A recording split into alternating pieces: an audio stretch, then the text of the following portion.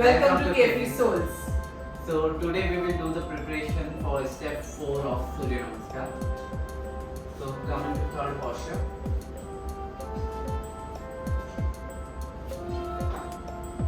So from there we will go into plank posture. So what we'll do first, place our hand down, take that leg behind to the same level. Yes, yeah, perfect. So this is the fourth posture of plank. Now come out of this posture, come to third posture again. Okay. So what you can do, if you are not able to do plank, there is an alternative. What you can do, you can go into Parvatasana from this posture. So take that leg behind, yes, and push your upper back behind, yes. If in case anyone is facing a hunch over here on their back like this, curve on their back, so what they can do, they can bend their knee and try to lengthen, yes, and look straight here.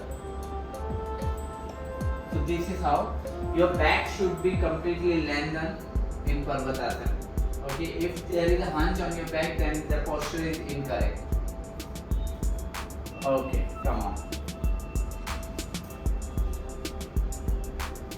So this is how you need to do fourth step.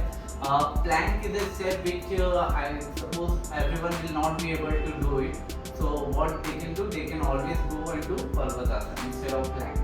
Just you need to ensure the mistakes which people generally do while doing plank. So can you go into plank?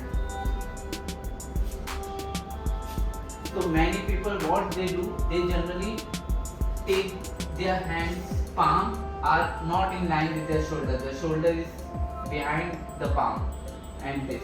So what they can do to do a correct plank posture, your shoulder should be in line with your hand. And your leg should be completely on your toes, like this. So this is a perfect plank posture. Okay, come on. So hope you all got the basic technique of doing plank. Yes, we complete the step 4 and stay tuned with us for step 5. If you have any challenges, any questions, please drop it in the comment section and we will address it very soon.